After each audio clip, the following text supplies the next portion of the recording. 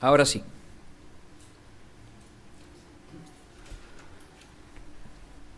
Quisiera comenzar este mensaje abriendo nuestras Biblias en Génesis 32.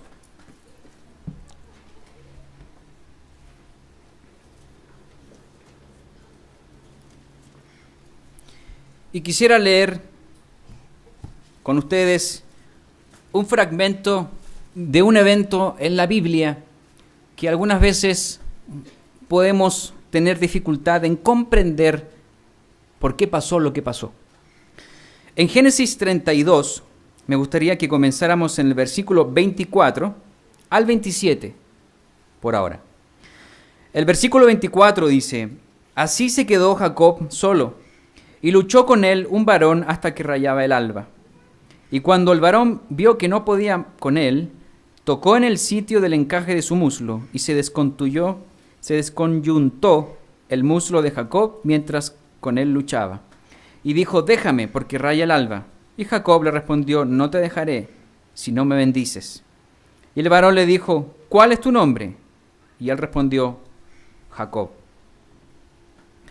La semana pasada en el sermón se habló de algo que generalmente se habla en la época de antes de Pascua, de una preparación, de una introspección. Porque todas las fiestas, y no solamente Pascua, requieren una reflexión interna del cómo estamos presentándonos para cuando llegue la fiesta, y no que llegue el día y entonces veamos cómo estamos. Hay un tiempo previo que es requerido y debería ser para todos nosotros un tiempo para examinarnos, para ver cómo vamos a enfrentar las próximas fiestas. Ya se acerca, en menos de 10 días estaremos en la fiesta de trompetas y ya vamos a saltar a expiación y ya nos vamos a tabernáculos y ya terminamos con el último gran día. Estos eventos son eventos muy significativos que van a ocurrir en un futuro. Y ojalá, Dios mediante, muy pronto, que es lo que todos estamos esperanzados. Y llegar a estos eventos, no solamente a las fiestas, sino que si lo extendemos a que cuando lleguen estos eventos, requieren de todos nosotros un análisis muy profundo de carácter urgente. Basta con solamente mirar el mundo y decir: parece que estas fiestas ya vienen, ya se van a cumplir.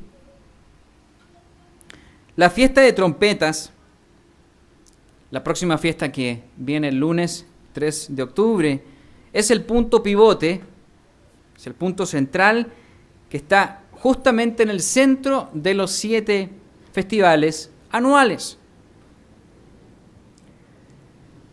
Pascua, Panes y Levadura, Pentecostés, y luego está trompetas justo al centro. Y luego expiación, tabernáculos y último gran día. De las 7 hay una al centro. Y trompetas marca el centro de algo que ha venido ocurriendo y algo que va a ocurrir. Nosotros siempre decimos que estamos en la época de Pentecostés, de la iglesia. Y probablemente estamos un poquitito antes de lo que sería trompetas, de lo que sería ya esta tercera temporada en el sentido histórico, porque Cristo no ha llegado, pero el mundo está tan mal que lo único que necesitamos o necesita el mundo es que llegue Jesucristo con su reino. Y para que llegue este reino, tenemos que estar vestidos dice la Escritura, con ropas espirituales. Tenemos que estar apropiadamente vestidos para presentarnos a este evento que va a generar un cambio en la tierra. ¿Por qué? Porque trae un reino no humano. Va a ser un cambio de 180 grados, no de 360. Hay gente que dice: hice un cambio súper grande de 360 grados, pero en realidad quedó donde mismo porque dio la vuelta. El cambio es de 180 hacia el otro lado, completo. No vayan ahí, en Efesios 4:24 se nos dice que cómo debemos vestirnos, sin mentiras. Tenemos que vestirnos como un nuevo hombre en justicia, con una santidad divina. Esas son las ropas espirituales. Y a nivel también colectivo, lo que es la iglesia, que se está preparando para las bodas del Cordero, en ese momento, las personas que componen la iglesia, vayamos aquí a Apocalipsis 19, para que veamos la característica que tienen cada uno de los integrantes de la iglesia, que se va a casar en las bodas del Cordero. En Apocalipsis 19 y versículo 7, del 7 al 9 vamos a leer. Apocalipsis 19 y versículo del 7 al 9, dice: gocémonos y alegrémonos y démosle gloria, porque han llegado las bodas del Cordero y su esposa se ha preparado, la iglesia. Recuerden cuál es la otra mujer que bebe el vino de la sangre de los mártires, que es Babilonia, es la representación de la mujer ramera. Y ahora vemos a la otra mujer, que es la esposa, que es la iglesia, que se ha preparado para las bodas del Cordero. Versículo 8 dice: y a ella se le ha concedido que se vista de lino fino, limpio y resplandeciente, porque el lino fino es las acciones justas de los santos. Y el ángel me dijo: escribe, bienaventurados los que son llamados a la cena de las bodas del Cordero. Y me dijo: estas son palabras verdaderas de Dios. Para que llegue este momento, la venida de Jesucristo, necesitamos estar preparados, transformados en personas caminando a la manera de Dios, para que cuando llegue Jesucristo exista la transformación de carne y sangre a espíritu, de carne y sangre a seres espirituales glorificados, con acciones justas, que es las que debemos hacer hoy día. Recuerden que Dios está formando reyes y sacerdotes hoy día, no mañana, hoy día, para esta boda, para este evento. Y esos reyes y sacerdotes, ese carácter justo de los santos, no es más que nada, si podemos resumir, el conocimiento del bien y del mal, a la manera de Dios, no a la manera del hombre. Y entonces, en todo este proceso de preparación para este evento de trompetas, vamos a tener que pasar por pruebas y más pruebas y más pruebas. Se hablaba la semana pasada del oro, se hablaba ahora también de la depresión, que son momentos difíciles y son pruebas que todos aquí pasamos. Y las pruebas son más que nada momentos para acercarnos más a Dios, para conocer más su carácter y saber qué quiere de nosotros, y para demostrar qué hay en nuestro corazón. Por eso el objetivo, hablando de lo que vamos a hacer hoy día, vamos a hablar de la historia de Jacob, que es con el cual comenzamos, la lucha con el verbo, con el varón, con el ángel, que dice la Escritura. Vamos a repasar parte de la vida de Jacob y veremos una gran lección que el día de hoy a todos nos atañe, porque las fiestas se acercan y debemos prepararnos. El título del mensaje es De Jacob a Israel. Ese es el título del mensaje, de Jacob a Israel. Jacob. Muchas veces aquí mismo en la oración de inicio, de clausura, o en una cena, o en una oración muy personal, decimos: Padre nuestro, Dios de Abraham, de Isaac, de Jacob. Hacemos esa barrida, digamos, o resumen de lo que ha sido Dios comenzando con Abraham. Y todos sabemos el padre de la fe, las bendiciones que él recibió y que fueron traspasadas a Isaac y luego a Jacob. Luego de Jacob, estas bendiciones o primogenitura que se divide en las bendiciones físicas con José, los hijos de Efraín y Manasés, y las bendiciones espirituales con la tribu de Judá, Benjamín y Leví. Con José llegamos a Egipto, viene la esclavización y luego viene Moisés con el éxodo. Todo esto tiene una gran historia que todos deberíamos estudiar, es digna de estudio para comprender dónde estamos. ¿Y por qué muchas veces decimos Dios de Abraham, Isaac y Jacob? ¿Por qué esas tres personas? Y todo tiene que ver con las bendiciones, con la primogenitura. Y por eso vamos a encasillarnos ahora en la historia de Jacob. Cómo se pasó de Jacob a Israel, que fue en esa lucha que comenzamos al principio leyendo ese fragmento en Génesis 32. La primogenitura, un derecho legítimo que tienen los hermanos mayores.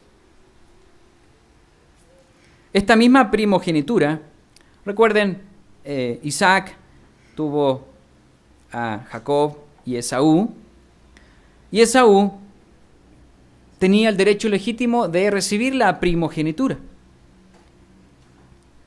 Su madre, Rebeca, había sido informada que en el vientre, cuando los dos hermanos, los dos mellizos, estaban en su vientre, ya estaban peleando y que iban a ser progenitores de dos naciones. Dice que éstas serían divididas desde sus entrañas y uno sería más fuerte que el otro y el mayor servirá al menor. Esa es la parte importante. Eso está en Génesis 25-23, si lo quieren leer. El mayor servirá al menor. Desde el vientre ya Dios dijo que esa iba a ser entonces la voluntad de Dios. El mayor iba a servir al menor.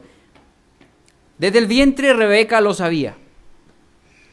Sabía que por la voluntad de Dios el mayor iba a servir al menor. ¿Y qué pasó en el parto?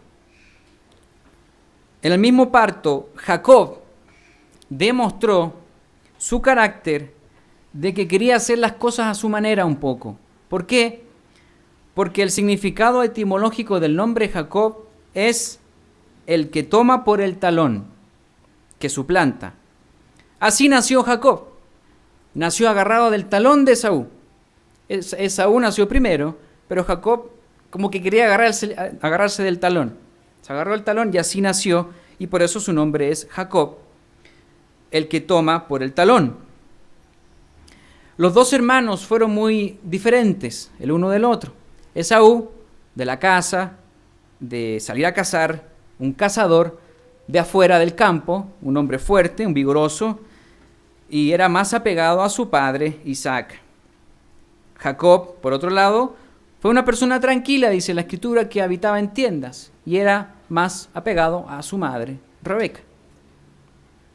Entonces vemos aquí el primer evento que conocemos cuando se vende la primogenitura. Recordemos, por derecho legal, Esaú nació primero y luego nació Jacob. Pero Dios dijo, el mayor servirá al menor. ¿Cómo? Nadie lo sabía. Pero ya Dios ya se lo había dicho a Rebeca. Un día, Jacob preparó un buen platillo, un guisado rojo, dice la Escritura. Y su hermano justamente regresaba cansado de haber cazado y se le antojó la comida. Entonces, aquí Jacob aprovechó este momento muy particular y le dijo, véndeme tu primogenitura por este plato que te voy a dar de comida. Esaú menospreció la primogenitura y dijo, total, ¿de qué me sirve si me voy a morir igual? Leámoslo aquí en Génesis 25, para que no solamente quede en el relato interpretado por un servidor, sino que leamos la Escritura cómo lo describe. Aquí en Génesis 25, partamos en el 27. Y crecieron los niños, y Esaú fue diestro en la casa, hombre del campo, pero Jacob era varón quieto, que habitaba en tiendas. Llamó Isaac a Esaú, porque comía de su casa, mas Rebeca amaba a Jacob. Y guisó Jacob un potaje, y volviendo Esaú del campo cansado, dijo a Jacob, te ruego que me des a comer de ese guiso rojo, pues estoy muy cansado. Por tanto fue llamado su nombre Edom, que quiere decir rojo. Y Jacob respondió, véndeme en este día tu primogenitura. Entonces dijo Esaú, he aquí yo me voy a morir. ¿Para qué pues me servirá la primogenitura? Y dijo Jacob, júramelo en este día. Y él le juró, y vendió a Jacob su primogenitura. Entonces Jacob dio a Esaú pan y del guisado de las lentejas, y él comió y bebió, y se levantó y se fue. Así menospreció Esaú la primogenitura. Ese es el primer evento de Jacob, destacado. Bueno o malo, ese es el primer evento importante de Jacob. El segundo evento, todavía más grande podríamos decirlo. Una vez que la venta de la primogenitura fue despreciada por Esaú, recuerden, Rebeca sabía la voluntad de Dios desde el vientre. Desde antes que nacieran ya sabía que el mayor iba a servir al menor. Pero Rebeca no tuvo paciencia para dejar que la voluntad de Dios se hiciera a la manera de Dios. Y entonces quiso asegurar el traspaso de la primogenitura a Jacob, su hijo amado. No se quiso esperar. Y entonces el relato es cuando ya Isaac se encontraba bastante viejo, bastante ciego, y le dijo a su hijo mayor, Esaú, ve a cazar, tráeme el cabrito y prepárame el platillo para comer y entonces te voy a dar la bendición. Rebeca estaba escuchando y entonces le fue a decir a Jacob. Leámoslo aquí en Génesis 27. Este es un engaño con disfraces incluso. En Génesis 27, versículo 18 y bastantes mentiras también de Jacob. Génesis 27 y versículo 18. Entonces, este fue a su padre y dijo, Padre mío. Ya aquí vemos el momento en que llega Jacob, disfrazado de Esaú, con pieles, y habiéndole hecho la comida que supuestamente Esaú le iba a hacer. Esaú andaba en el campo cazando, pero Jacob se adelantó. Rebeca le hizo el potaje, y entonces se presenta Jacob y le dice, Padre mío. E Isaac respondió, heme aquí. ¿Quién eres, hijo mío? Y Jacob dijo a su padre, soy yo, Esaú, tu primogénito. Mentira, era Jacob. He hecho como me dijiste, levántate ahora y siéntate, y come de mi casa para que me bendigas. Entonces Isaac dijo a su hijo, ¿cómo es que la hallaste tan pronto, hijo mío? Aquí viene una duda de su padre, ¿cómo es que cazaste tan rápido? Si no es, cazar no se demora no es ir a comprar a la bodega Aurrará y comprar un kilo de carne. No es tan rápido como eso. ¿Cómo es que la hallaste tan pronto, hijo mío? Y él respondió, porque el Eterno tu Dios hizo que la encontrase delante de mí. E Isaac dijo a Jacob, acércate ahora y te palparé, hijo mío, porque si eres mi hijo Esaú o no. Todavía dudaba Isaac de quién estaba ahí. Y se acercó Jacob a su padre Isaac, quien le palpó y dijo, la voz es la voz de Jacob, pero las manos de Esaú. ¿Por qué? Porque tenía pieles, se pegó pieles aquí, se vistió como Esaú, que era muy velludo. Y no le conoció porque sus manos eran vellosas, como las manos de Esaú, y le bendijo. Y dijo, ¿eres tú mi hijo Esaú? Todavía seguía dudando este pobre hombre. Y Jacob respondió, yo soy. Dijo también, acércamela y comeré de la casa de mi hijo para que yo te bendiga. Y Jacob se le acercó e Isaac comió, le trajo también vino y bebió. Se traspasó oficialmente la bendición por medio de un engaño. Ya hablamos de la bendición de Abraham, de Isaac y ahora de Jacob. Ustedes pueden leer el relato completo. Lo importante es que este engaño fue bastante bien hecho. Estuvo muy bien preparado. Y finalmente Jacob recibe ese traspaso. Momento complicado fue cuando llegó Esaú. Y llegó y preparó el platillo y todo. Y el padre le dijo, ¿cómo? Si ya di la bendición. Aquí en el 36, el mismo capítulo 27, dice, obviamente Esaú se molestó. Dice, veamos ahí el 34, dice, cuando Esaú oyó las palabras de su padre, clamó con una muy grande y muy amarga exclamación, y le dijo, bendíceme también a mí, padre mío. Le habían quitado la bendición. El 36, Y Esaú respondió: bien llamaron su nombre Jacob, pues ya me ha suplantado 2 veces. No una, 2 veces se apoderó de mi primogenitura. Y aquí ahora ha tomado mi bendición y dijo: ¿no has guardado bendición para mí? La impotencia de Esaú, el engaño que sufrió aquí. El detalle importante en este versículo es que reafirma el significado etimológico de lo que es la palabra Jacob, que es el suplantador. Esa parte es importante. En el versículo 41, ¿qué pasó con Esaú? Dice aquí: y aborreció Esaú a Jacob por la bendición con que su padre le había bendecido, y dijo en su corazón: llegarán los días del luto de mi padre, y yo mataré a mi hermano Jacob. Le entró una amargura terrible a Esaú, casi como la que tenía Caín. Solamente quería matar a su hermano por lo que había hecho. El engaño y la mentira no traen nada bueno consigo, nada bueno. La amargura de Esaú fue muy grande, tanto así que quería darle muerte cuando su padre descansara. Vemos nuevamente a Rebeca, que sabe que Esaú quiere matar a su hermano. Rebeca interviene y le da a saber a su hijo amado que se vaya. Ándate de aquí porque tu hermano te va a matar. ¿Dónde llega Jacob? A su tío Labán. Al tío Labán. El tío explotador llamado Labán. Acuérdense, primero lo hace trabajar 7 años por supuestamente Raquel, pero le da a Lea, la mayor. Luego trabaja otros 7 años y ya finalmente obtiene a Raquel, a quien él realmente amaba. Es todo un evento ahí bien interesante que no es parte del enfoque de la historia. Jacob estuvo 20 años trabajando con Labán, 7 años por Lea, 7 años con Raquel, y luego 6 años donde hubo un fortalecimiento, donde trabajó muy duro, su familia creció, el ganado se multiplicó. Jacob contaba con las bendiciones de Dios. Jacob contaba con las bendiciones de Dios. Y Labán se estaba favoreciendo porque tenía a Jacob en su tierra y no lo quería dejar ir.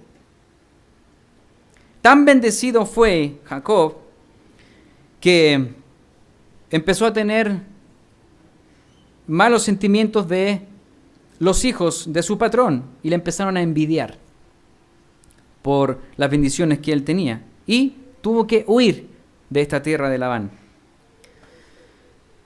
Poco a poco Jacob se va acercando al punto de inflexión del cambio de 180 grados. Va a llegar a un punto notable en su vida que fue el que relatamos al comienzo.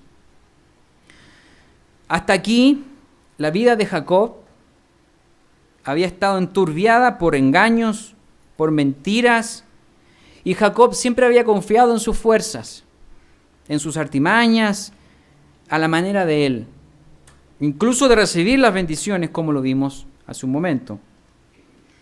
Y entonces llegó el momento en que tenía que enfrentar a Esaú, a su hermano, a quien había engañado 2 veces. Y obviamente era algo que él no quería hacer y tenía mucho, mucho miedo. El hermano mayor, Esaú, era la cara visible del pasado que lo amenazaba. Jacob estaba cosechando lo que había sembrado y tarde o temprano tenía que enfrentarlo. Cuando suceden cosas malas, hacemos algo malo, tarde o temprano hay que enfrentarlo y hay que resolverlo.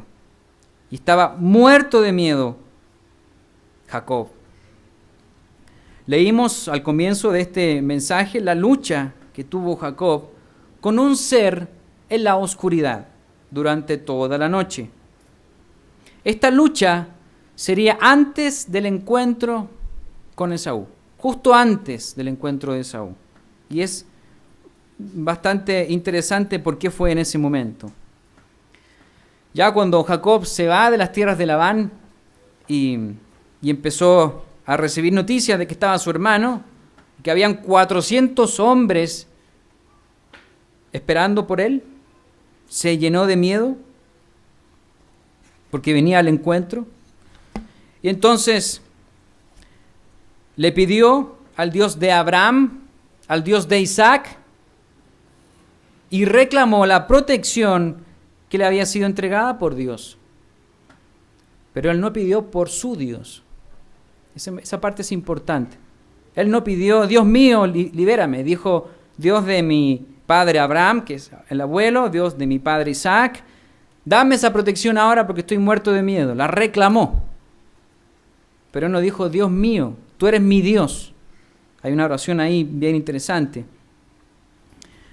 justo antes de este evento. Entonces, luego de eso, empezó a enviar presentes a su hermano, a enviar vacas, ovejas y personas para apaciguar la ira que supuestamente tenía Esaú, para que no le vaya a tener un encuentro tan tenso. Terminó separándose de sus 2 mujeres, de sus 2 siervas y de sus 11 hijos y quedó solo. Esaú quedó esa noche solo, esperando, supuestamente, Jacob quedó solo, dije Esaú, no. Jacob quedó solo y quedó supuestamente esperando a Esaú, a todo su pasado, a todas sus mentiras, a todos sus engaños, y tenía que enfrentarlo. Pero Esaú no llegó esa noche. Volvamos a leer el relato en el Génesis 32. Versículo 24. Así se quedó Jacob solo, y luchó con él un varón hasta que rayaba el alba. Y cuando el varón vio que no podía con él, tocó el sitio del encaje de su muslo y se descoyuntó el muslo de Jacob mientras con él luchaba. Y dijo, déjame porque raya el alba. Y Jacob le respondió, no te dejaré si no me bendices. Y el varón le dijo, ¿cuál es tu nombre? Y él respondió, Jacob. Esta lucha durante toda la noche debió haber sido muy aguerrida. No tenemos mayor detalle, podemos especular, pero luchar toda la noche es algo bastante difícil de imaginarse. Recuerden que Jacob, cuando nació, era más apegado a su madre, se quedaba en tiendas, pero ya no estamos hablando de ese Jacob. Jacob, dice la Escritura, que con todas sus fuerzas había cuidado los rebaños de Labán, su tío. Ya había trabajado en el campo esos 20 años con Labán. Ya no era un joven apegado a su madre, ya no estaba con su madre, ya no estaba en casa adentro, estaba ya preocupado de cosas mayores y tenía fuerza.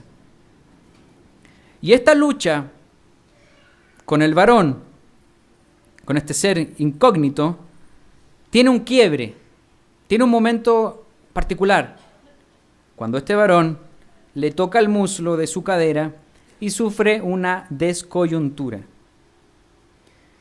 Si nosotros nos ponemos en los zapatos de Jacob, con lo poquito que hemos hablado de él, y nos llega a pasar eso, probablemente caeríamos al suelo. Probablemente diríamos, ya déjame, o no me mates, o ándate, porque una descoyunturación de la cadera es algo terrible en una pierna. ¿Y qué hizo Jacob? Él no se desanimó. Aún cojeando con esta herida terrible, deseaba con toda su alma que lo bendijera esta vez, pero de una manera honrosa, porque él ya sabía lo que había pasado toda su vida, con engaños y mentiras, y ahora estaba luchando, y por eso le dice, no te dejaré si no me bendices, con una pierna completamente menos, habiendo peleado toda la noche. El cansancio de ese hombre debe haber sido extremo. Dios estaba viendo si el padre de las 12 tribus de la nación de Israel podía continuar perseverando a pesar de que tocó su fortaleza. Lo debilitó, a ver si seguía en pie, a ver si podía seguir adelante con la tarea de guiar a sus 12 hijos y forjar a Israel, el pueblo de Israel, a los israelitas. Era una tarea sumamente difícil. El pueblo de Dios se estaba forjando ahí. ¿Y quién lo iba a forjar? Jacob. Bueno, vamos a probarlo. Entonces, este evento no es solamente una herida, es algo que tiene antecedentes de cómo venía la vida de Jacob, cómo él quería hacer las cosas. Y ahora él aprovecha este momento para que lo bendigan, pero de una manera honrosa, en una lucha honorable.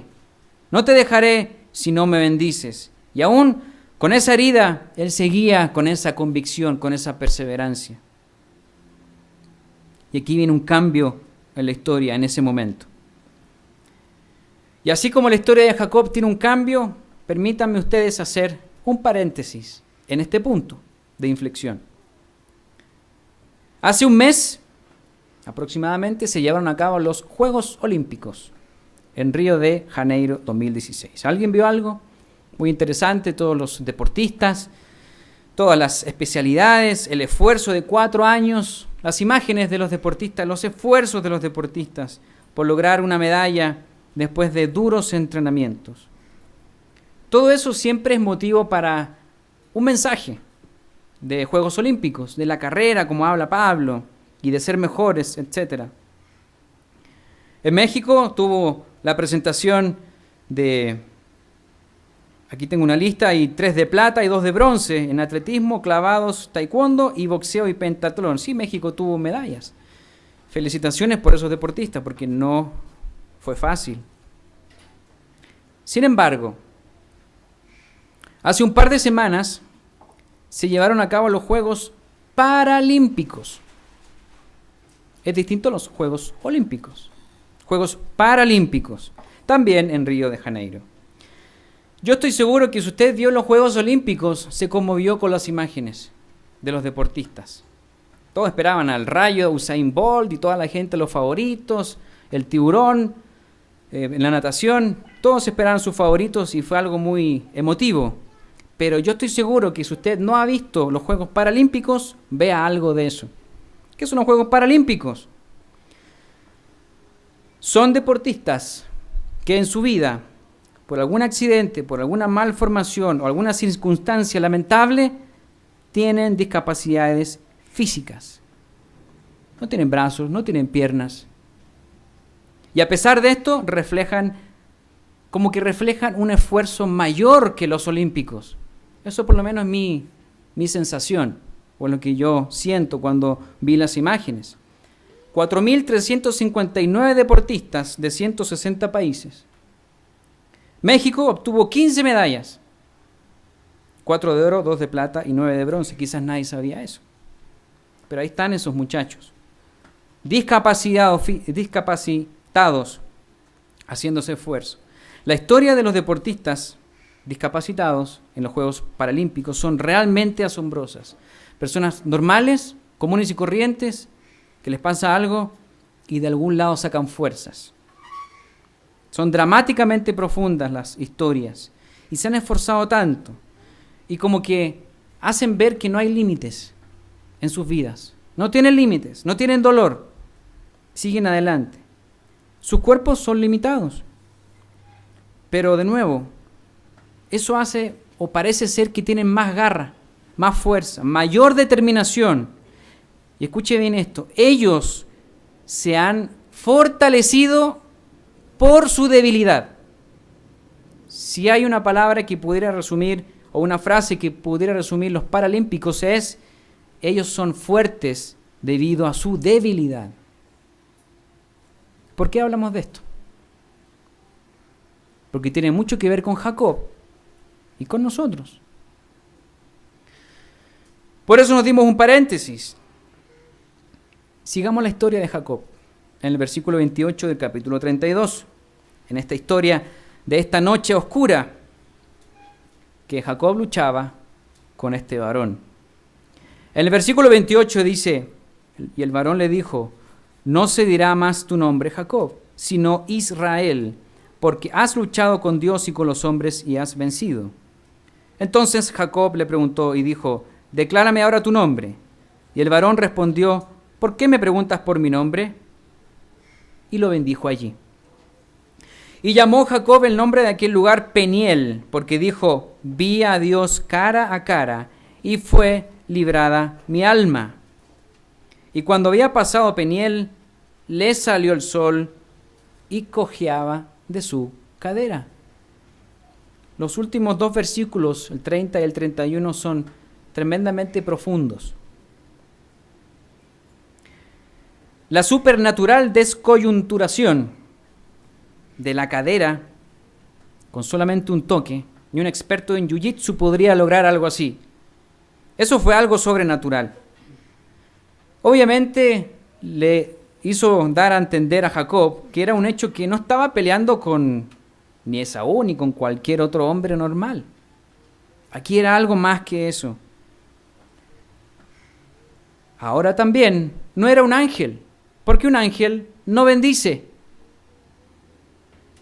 Era el Verbo, era el Logos, era el Dios del Antiguo Testamento, Cristo. Por eso le puso al lugar el nombre de Peniel, porque vio a Dios cara a cara y fue librada su alma. De nuevo, fue librada mi alma, es una frase tremendamente interesante y profunda. ¿Por qué? Por primera vez vemos a Jacob, ese que engañaba, que se disfrazaba, que mentía, que se escapaba, que tenía miedo y que no reconocía a su Dios como Abraham, Isaac y ahora Jacob. Por primera vez tenemos a un Jacob humillado, herido y reconociendo a un Dios que tiene todo en sus manos. ¿Por qué? Porque lo podría haber herido de muerte. Estaba luchando con un varón. No cualquier varón. Pero la voluntad de Dios fue herir a Jacob en ese muslo, en esa cadera, para salvarlo. Para salvarlo. Para que dependiera no de sí mismo, sino que de Dios. Para demostrarle que sus fuerzas no lo son todo, para demostrarle que hay un Dios y tenemos que confiar en Él. Y Jacob debía aprender esa lección. Y esa noche, por eso esa noche, se le cambió su nombre. Antes de toda esta noche, Jacob no había reconocido a Dios como el Dios que lo libraba. A Jacob solamente le interesaban las bendiciones. Dame la bendición. Véndemela tu bendición. Vamos a disfrazar y dámela a mí. Eso le importaba a Jacob. No vemos a Jacob orando, pidiendo a Dios que haga su voluntad. Vemos a Jacob haciendo lo suyo, con su mamá o con quien haya sido. Vemos un Jacob distinto.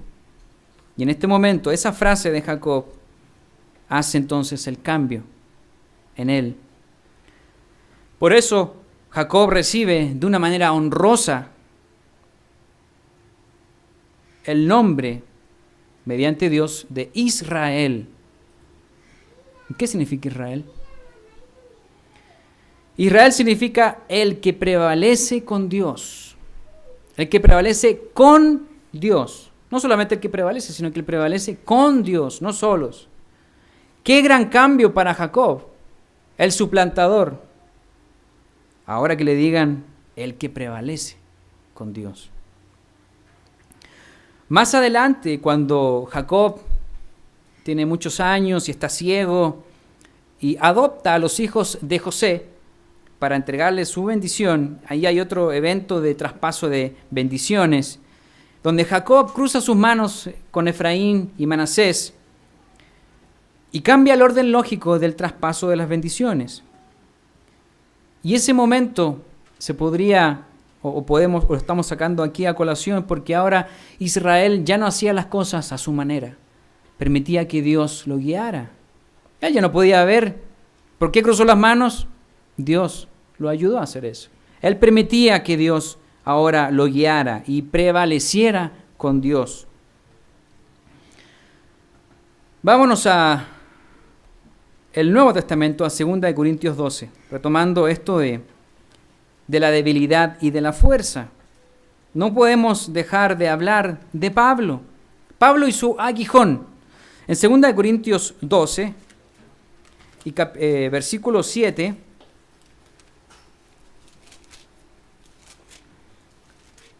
tenemos a Pablo y el aguijón que tenía en la carne, que No sabemos si era una enfermedad de los ojos o si era una sarna o un virus. La Escritura no lo dice exactamente. Pero aquí comencemos en el versículo 7, dice: y para que la grandeza de las revelaciones no me exaltase desmedidamente, estaba hablando ahí de una visión que tuvo, me fue dado un aguijón en mi carne, un mensajero de Satanás que me abofetee para que no me enaltezca sobremanera. Respecto a lo cual 3 veces he rogado al Señor que lo quite de mí. Una prueba dura de Pablo. Quítame esto. 3 veces se lo venía pidiendo. Y el versículo 9 dice: y me ha dicho: bástate mi gracia, porque mi poder se perfecciona en la debilidad. Por tanto, de buena gana me gloriaré más bien en mis debilidades, para que repose sobre mí el poder de Cristo. Por lo cual, por amor a Cristo, me gozo en las debilidades, en afrentas, en necesidades, en persecuciones, en angustias, porque cuando soy débil, entonces soy fuerte. Juegos Paralímpicos. Ellos eran tremendamente fuertes. Y uno puede decir: ¿qué va a correr este muchacho si no tiene piernas? Bueno, le ponen entonces prótesis y corren muy rápido. Ellos se fortalecieron en su debilidad. Y asimismo aquí Pablo dice: cuando soy débil, entonces soy fuerte, porque ahí es cuando Dios nos prueba, nos toca, nos descoyuntura la cadera y dice: a ver si sigues en pie. Pablo aquí llegó a una aparente conclusión ilógica. Si una persona atea lee esto, va a decir: ¿qué tiene este pobre hombre? Es ilógico pensar así, pero esta reflexión no era nueva. Jacob fue tocado en la fortaleza, en su fortaleza, y cojeando, siendo débil, se hizo fuerte. Se hizo fuerte. Y Dios puede hacer esto para que realmente seamos fuertes y no débiles.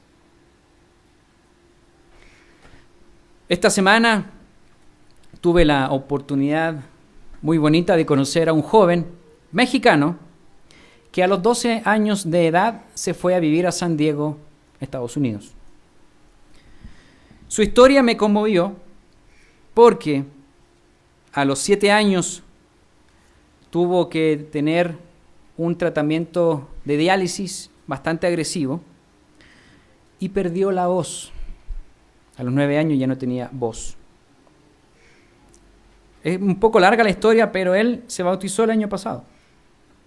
Conoció la iglesia hace poco, leyendo unos libros de la iglesia, leyendo al Sir Armstrong, llegó a la iglesia y se bautizó el año pasado.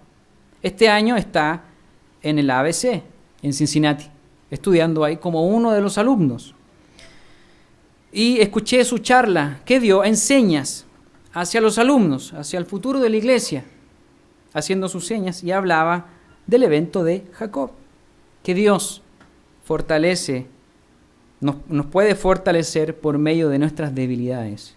Y él decía: la mayoría de la gente que pasa por esto a los 7, 9 años muere. Pero él decía: yo voy a hacer algo distinto. Y lo vemos ahora, un joven sano, estudiando, bautizado, que no es capaz de hablar, pero se comunica muy bien. Eso fue también lo que me inspiró un poco a este mensaje de Jacob. Entonces vemos que la historia de Jacob puede aplicarse en esa noche a nosotros, o lo que pasó antes de Jacob, cuando algunas veces no tenemos paciencia y queremos hacer las cosas a la fuerza y no permitimos que Dios haga su voluntad. El futuro del pueblo de Israel comenzó con Abraham, luego con Isaac, y ahora vemos en la historia de Jacob que, a pesar de que somos impacientes, a pesar de que queremos hacer las cosas a nuestro antojo, Dios lleva a cabo su plan y lleva a cabo sus designios. Jacob sería el padre de las 12 tribus de Israel. Las 12 tribus de Israel. Y a pesar de eso, fue una persona humana. fue un humano de carne y sangre, con virtudes y también con muchos errores y con defectos. Pero Dios trabajó con él y sabía dónde y cómo trabajar con él a su momento, y fue en esa noche que empezó entonces el cambio. Luchó con él toda la noche para que se diera cuenta que debe depender y debemos depender de Dios. Porque Dios es quien nos salva, no nosotros. Porque Dios es quien nos bendice, no nosotros. Dios es quien, si es necesario, tocará nuestras supuestas fortalezas para que quedemos cojos. Y entonces necesitamos un bastón y reconozcamos a Dios.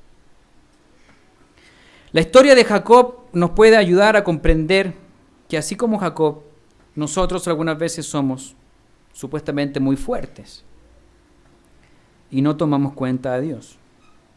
Estoy seguro que todos hemos llegado a pensar así. Yo me la puedo. Pero no oramos. No, yo me la puedo. Y no ponemos a Dios en nuestras vidas. Se acercan las fiestas. Se acerca un momento crucial en la historia del hombre aquí en la tierra. Y por extensión, entonces, una nueva era, un cambio, un reino. ¿Estamos preparados para ese reino? Necesitamos estar cerca de Dios, depender de Dios, vestirnos con las acciones justas, como parte de ese cuerpo, parte de la iglesia, de esa mujer que se va a casar en las bodas del Cordero. Con esas acciones justas, por el conocimiento divino del bien y del mal, las leyes de Dios, las fiestas santas de Dios. Es el gran problema que hay hoy. ¿Qué es bueno y qué es malo? Ya nadie entiende nada. Dios está forjando reyes y sacerdotes hoy, no mañana, con nosotros hoy, reyes y sacerdotes. Dios está reuniendo a los israelitas, los hijos de Jacob, los israelitas, pero espirituales. Nosotros somos los israelitas espirituales, quienes somos capaces de prevalecer con Dios, no por nuestra cuenta. Somos capaces de fortalecernos en nuestras debilidades, en nuestras pruebas. Quienes somos injertados en el olivo silvestre, como dice Romanos 11, y hemos sido participantes de la rica savia del olivo, y debemos prevalecer con Dios hasta el fin. Última escritura en Hebreos 11.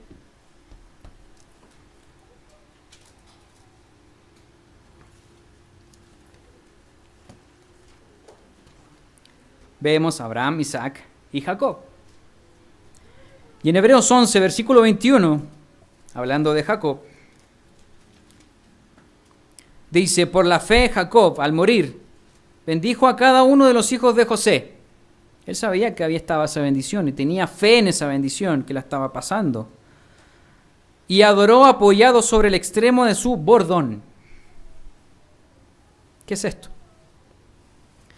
Un héroe de la fe, aquí vemos en el versículo 21, como Jacob, hasta el final de sus días reconocía a Dios. Porque este bastón era lo que a todos nos hace falta, que es lo que es un bordón, un palo, un bastón. A todos nos hace falta apoyarnos más en Dios hasta el final de nuestras vidas, tal como lo hizo Jacob. Por eso es el Dios de Abraham, Isaac y Jacob. Aquella oscura y temible noche en que Jacob luchó puede compararse con el miedo que todos tenemos de olvidarnos de nosotros y enfrentarnos a Dios cara a cara. Porque a pesar de que Dios nos vaya a herir, nos debilite, que es lo que tanto tememos, tenemos miedo a ver si acaso seguimos luchando. Pero eso es lo que hay que hacer, enfrentar a Dios, permitir que nos debilite para hacernos fuertes, que nos bendiga, así como decía Jacob, no te dejaré hasta que me bendigas, herido y todo, no te dejaré hasta que me bendigas. Jacob, después de la bendición, dice que salió el sol. Es el típico dicho de después de la tormenta viene el sol. Le salió el sol, pero cojeaba. Ese es el detalle de esa mañana, de esa noche. Le salió el sol, pero cojeaba. Lo podemos interpretar que ya sabía quién era Dios y se apoyaba en Dios de una manera simbólica. Después de esta noche quizás tengamos algunas heridas y no nos olvidemos andar con ese bastón para caminar. Ya habrá salido el sol y todo cambiará para bien. Después de esa noche viene el encuentro con Esaú. ¿Qué pasó con Esaú? Léalo en casa. Génesis 33, una bella historia del encuentro de Jacob y Esaú en Génesis 33. Necesitamos seguir luchando porque el poder de Dios se fortalece en nuestras debilidades. Y si amamos a Dios, todas las cosas serán para nuestro bien.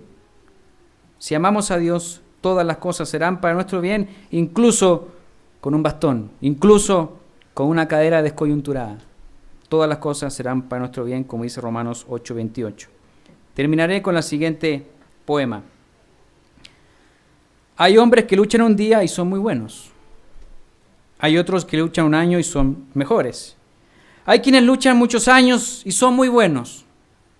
Pero hay los que luchan toda la vida. Esos son los imprescindibles. Buenas tardes a todos.